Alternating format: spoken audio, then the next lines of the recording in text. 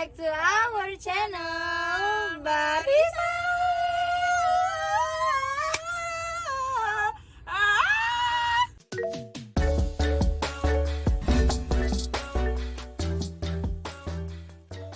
Oke guys, di video hari ini seperti biasa, bukan seperti biasa sih, kebiasaan Barisa, kita akan bergibah-gibah ria. Kita akan, jadi setidaknya video kita tuh ada sedikit manfaatnya gitu buat meskipun kalian. dengan cara menggibah. Tapi menggibah ini adalah Bukan menggibah gibah yang dong. kita memberikan informasi. Jadi biar kalian semua tahu informasi-informasi menarik apa sih di negara Jepang, apa aja sih yang ada di Jepang. Dan apa perbedaannya dengan Indonesia yang pasti ya. Oke, kalian pasti penasaran kan kita mau bahas apa? Pokoknya tonton terus Barisa, jangan di skip sama sekali. Stay tune terus. Oke guys, jadi ada 6 poin perbedaan antara Indonesia dan Jepang yang bakalan kita bahas. Dan perbedaan ini tuh cukup mencolok ya. Cukup kontras Dan banget ya. Jadi kita akan sharing itu ke kalian semua, apa aja perbedaannya. Ichiban, air pembuangan Rumah tangga. Jadi gini guys, karena pemerintah Jepang itu sangat peduli banget sama pembuangan air ya, sistem pembuangan air di negaranya. Di Jepang itu wajib membayarkan 2 jenis pembayaran tagihan air setiap bulannya. Bukan cuman kalian memakai airnya aja yang bayar, tapi ketika kalian membuang air kotor, limbah, ya benar. Limbah Itu air. kalian juga harus bayar. Itu juga dikenai biaya. Jadi air di Jepang itu terkenal mahal guys, jadi nggak sembarangan kayak di Indonesia. Mungkin kan masih ada banyak sumber mata air banyak ya. Kalau di sini tuh air mahal, jadi nggak cuma pemakaian aja yang harus mengeluarkan biaya, bahkan kita membuang limbah airnya aja tuh dikenai biaya. 2.000 yen itu sekitar 260.000 rupiah. Buang sampah. Sebelumnya kita pernah bahas tentang sampah atau barang-barang hal-hal yang udah nggak kepake di video yang ini. Mungkin kalian makanya nggak asing dengan pembahasan kita ini. Tapi kalau kalian penasaran, boleh kalian langsung check this out di video yang sebelumnya mundur. Nah, jadi di Jepang itu sampah nggak bisa sembarangan dibuang guys. Kalian harus memilah-milah. Jadi nggak, kalau misalkan di Indonesia kan buang sampah mau itu plastik, mau itu makanan, mau itu apapun, buangnya juga udah jadi satu aja, campur kan? gitu kan ya. Tapi kalau di Jepang itu dipisah-pisah. Enggak juga sih, Riz. Meskipun di Indonesia juga dikatakan ada sebagian yang udah mulai ditulisin pisahkan antara botol dan lain-lain, tetap karena tidak ada kesadarannya dari kita. Tapi kan sebagian besar sia-sia, masih bareng-bareng masih gitu. campur ya kan. Di Jepang itu beda guys, harus dipisah. Kalau nggak dipisah, sampah kalian tuh nggak bakal diangkut sama petugas. Kalian harus beli plastiknya khusus, dan itu harganya sekitar 200 yen, atau kalau dirupiahkan itu sekitar 26.000 rupiah. Itu isinya cuma 10 lembar. Jadi kalian harus sering-sering beli. Dan untuk sampah yang ukuran besar itu juga nggak bisa langsung dibuang gitu aja. Kalian harus beli stiker khusus yang harganya itu mencapai 1.000 yen atau sekitar 130.000. Jadi stikernya ntar ditempel nih, misalkan ini Sapira mau gue buang, stikernya kalian tempelin ke Sapira, plek gitu. Dan kalau misalkan ntar ada petugas yang lewat, itu bakal diangkut. Lu kira gue sampah.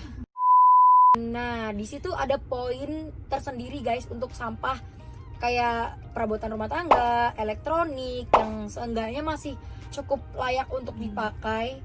Karena sayang kan, kalau kita buang itu kita bayar kan, mendingan dijual di outlet yang benar-benar menerima barang-barang bekas yang masih layak dipakai guys. Jadi tetap masih menghasilkan. Harus yang masih layak. Kalau udah rusak ya nggak bakal mungkin. Nggak bisa. Kalau udah rusak juga di sini pun kayak mobil, kendaraan udah rusak, mati pajak, udah nggak layak pakai, itu masuknya ke pemotongan.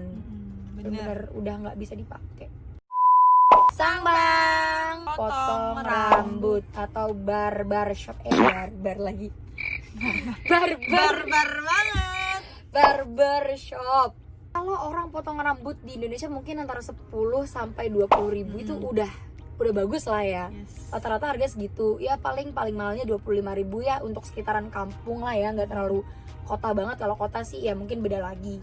Tapi potong rambut di Jepang ini tergolong mahal ya guys, minimalnya 1.000 yen sampai 4.500 yen. Jadi sekali potong kalian harus ngeluarin duit sekitar antara 130 sampai 500 ribu. Itu sekali potong. Bisa buat beli es krim, Riris masih Itu panas. di Indonesia bisa buat motongin orang sekampung. Segitu banyaknya gila. Bang. Parkir. Nah, seperti yang kita tahu juga kalau Jepang itu kan negaranya nggak yang besar-besar banget. Terus bukan wilayah siapa? Lahannya itu sudah berkurang, lahannya itu sedikit. Makanya kenapa di Jepang itu parkir bisa dikenakan biaya yang sangat mahal. Kalau di Indonesia mungkin sekali parkir bayar cuma 2.000 kalau sepeda motor ya. Sepeda motor 2.000 ya. Mobil Mobil 5.000, paling 5.000. paling mahal 10.000 lah Tapi kalau di sini parkirnya dihitung per menit. 13.000 rupiah itu dalam waktu 15 menit sampai 30 menit. Misalkan kalian parkir selama 24 jam itu bisa dikenai biaya sampai 1.000 yen atau 130.000. Dan kenapa Jepang itu digerakkan untuk apa ya? Istilahnya membayar parkir harus mahal. Kenapa? Karena ternyata setahu kita adalah biar warganya itu lebih sering menggunakan kendaraan umum. Iya, jadi kayak terdorong gitu kan untuk lebih menggunakan fasilitas yang disediakan oleh pemerintah Jepang. Sayuran. Nah, kenapa sama sayuran guys? Nih, aku mau ngasih tahu nih. Harga satu ikat kangkung di sini itu bisa mencapai 200 yen atau sekitar 26.000 rupiah. Itu kangkungnya paling cuma segini. Iya, segini lah. Sebenarnya ya segini lah intinya. Dimasak cuma sekali makan. Ya, bukan satu kali makan, 1 sendok doang. Udah habis. Dan kubis guys, kubis itu harganya bisa mencapai 20.000 atau sekitar 150 yen. Itu bener-bener potongannya tuh sepotong aja, nggak kubis utuh tapi sepotong, bener-bener sepotong separohnya, setengahnya. Meskipun kayak gitu tuh, tingginya harga sayuran itu bener-bener yang berbanding lurus dengan kualitasnya. Kenapa kita berbicara kualitas? Kalian harus nonton video kita yang Summertime. Di situ aku menjelaskan harga sayur itu berasa kayak kalian ada tuh sayur, buah. segitu tuh cuman makan rumput.